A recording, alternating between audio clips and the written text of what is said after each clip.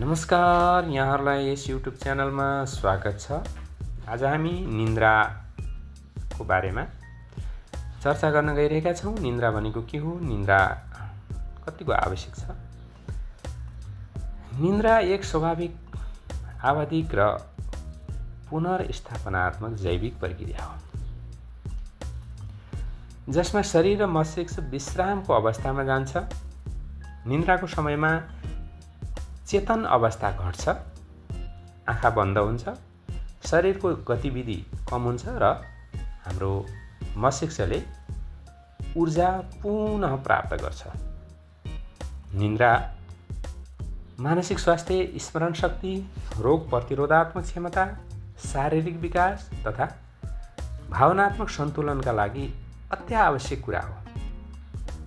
निन्द्रा हामीलाई पर्याप्त निन्द्रा भएन भने मान्छेलाई धेरै समस्याहरू हुन्छन्। त्यसैले निन्द्रा अति आवश्यक कुरा हो, तर यो उमेर अनुसार फरक कति घन्टा सुत्ने भन्ने कुरा उमेर अनुसारले हुन्छ। निन्द्रा नलाग्नु कारण के होला नि त उसो भने भन्दा धेरै कारणले गर्दा निन्द्रा लाग्दैन।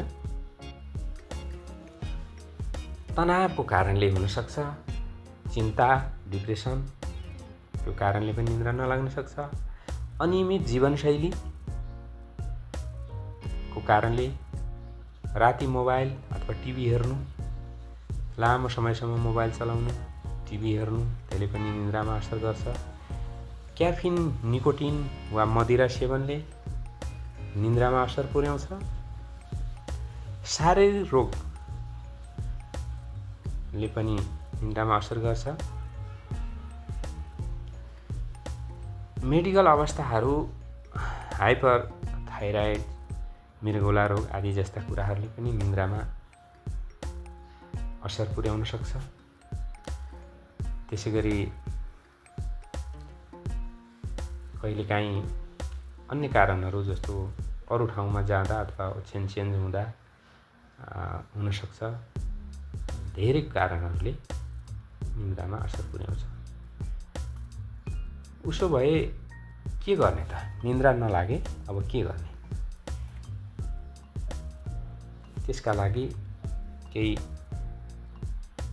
स्लिप हाइजिनका सुधार गर्ने केही उपायहरू रहेका छन्। सबभन्दा पहिला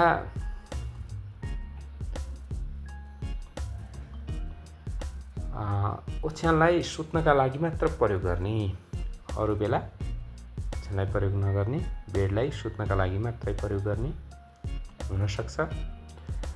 नियमित समयमा सुत्ने र उठ्ने, आफ्नो सुत्ने समयलाई नियमित अथवा एउटा निश्चित समय, कति बजे सुत्ने हो अथवा कति बजे उठ्ने निश्चित गर्ने, त्यसले पनि फाइदा पुर्याउँछ। मोबाइल स्क्रिनहरूको समय घटाउने अथवा सुत्नुभन्दा 1 घन्टा अगाडिदेखि मोबाइल र टेलिभिजन आदि जस्ता कुराहरू प्रयोग नगर्ने, त्यहाँदेखि टाढा राख्ने। ध्यान वा गहिरो श्वास प्रश्वास अभ्यास, मस्तिष्कलाई शान्त बनाउन ध्यान वा प्राणायामहरू गर्यो भने त्यसले पनि निन्द्रालाई फाइदा पुर्याउन सक्छ।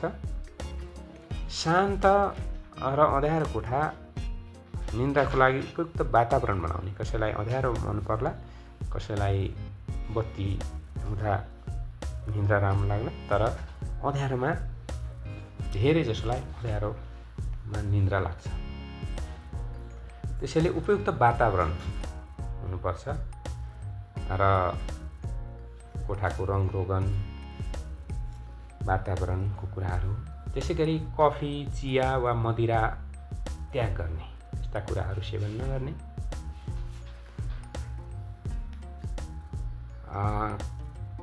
स्लिप जर्नल लेख्ने, कहिले सुत्नुहुन्छ अथवा कति सुत्नुभयो आदि टिपोट पनि गर्ने गऱ्यो भने हुनसक्छ।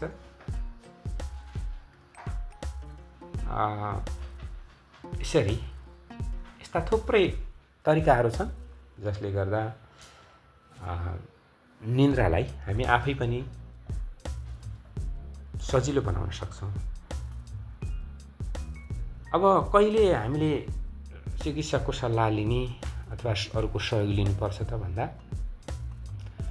2 हप्ताभन्दा बढी समयदेखि निन्द्राको समस्या देखिरहेको छ अथवा निन्द्रा राम्रोसँग लाग्दैन, त्यो पनि 2 हप्ताभन्दा लामो समयसम्म भइसक्यो, त्यसले अत्याधिक थकान, चिडचिडाप, ध्यान दिनलाई कठिनाइ भयो, राति बारम्बार बिउजिने वा सुत्न नसक्ने, ऐठन हुने कुराहरू भयो भने हामीले मनोपरामर्शकर्ताहरूको अथवा चिकित्सकको सल्लाह लिनुपर्ने हुनसक्छ।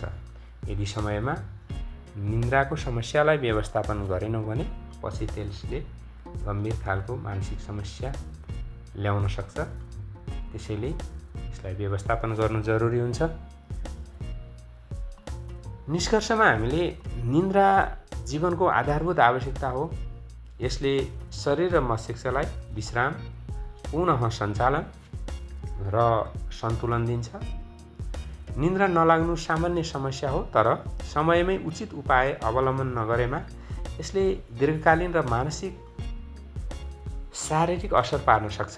जीवनशैली, मनस्थिति र शारीरिक स्वास्थ्यमा सुधार ल्याएर निन्द्रालाई स्वस्थ राख्न सकिन्छ।